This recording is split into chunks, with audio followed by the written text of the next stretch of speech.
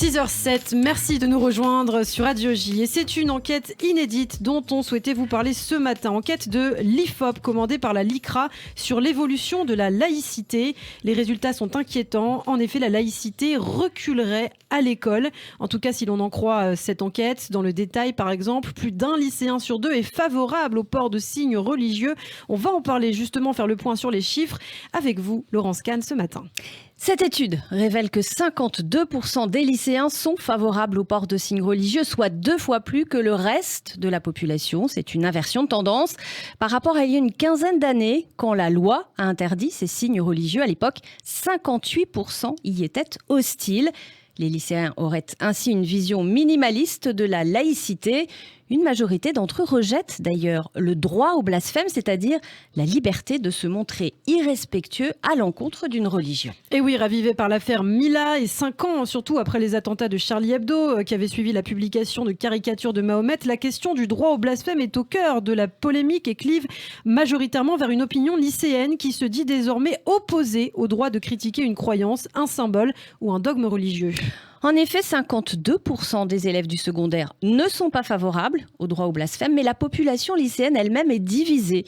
Si les jeunes musulmans s'opposent à 78% au droit d'outrager une religion, de même que 65% des personnes perçues comme non blanches et 60% des jeunes vivant dans des zones d'éducation prioritaire.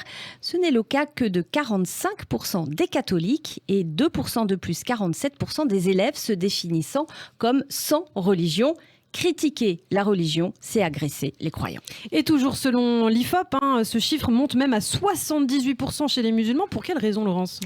Eh bien, selon François Cros, directeur du pôle politique actualité à l'IFOP, il y a l'idée que se moquer de dogmes religieux ou de personnages religieux revient à s'attaquer aux musulmans eux-mêmes, à leur identité.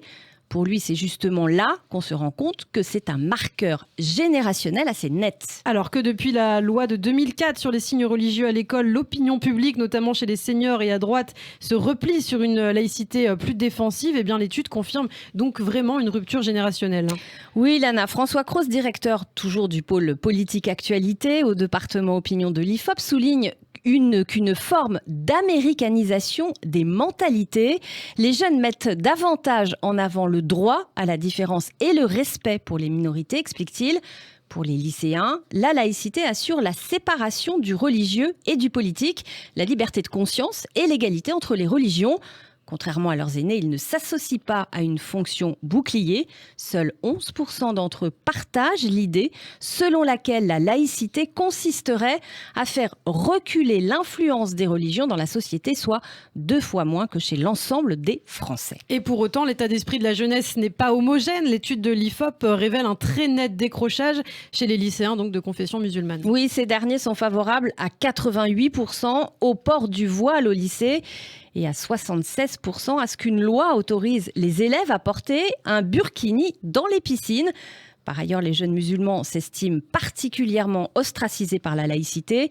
Ils sont plus de 80% à penser par exemple que les lois qui encadrent la place de la religion discriminent l'islam, alors que les chrétiens sont 20% à penser cela pour leur religion. On parle donc de cette enquête de l'IFOP, première enquête à sonder les lycéens après l'assassinat du professeur Samuel Paty, c'était le 16 octobre 2020. Une étude qui souligne par conséquent une forme de relativisation de la liberté d'expression. Si 17% des lycéens estiment que l'enseignant d'histoire a eu tort de montrer des dessins se moquant du prophète Mohamed, cette opinion monte à 48% chez les musulmans. Et ils sont 61% à juger que la publication de tels dessins dans les journaux constitue une provocation inutile.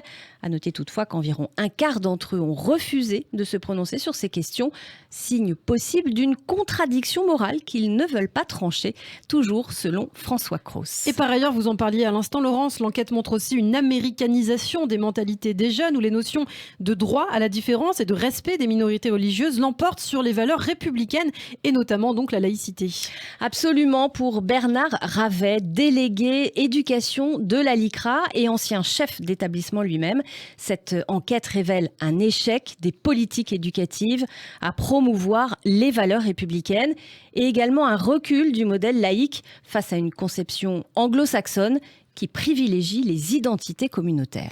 Enfin, l'enseignement de la laïcité à l'école laisse à désirer, selon un autre sondage, cette fois qui avait été publié un petit peu plus tôt au début du mois, selon le baromètre annuel de l'Observatoire de la laïcité. En effet, une grande majorité de personnes interrogées estimaient que les enseignants n'étaient pas suffisamment outillés et informés pour expliquer la laïcité. C'est vrai, une nette majorité des personnes interrogées, soit 59%, dont 53% des parents d'élèves, estiment que l'on n'enseigne pas assez la laïcité à l'école, au collège et au lycée.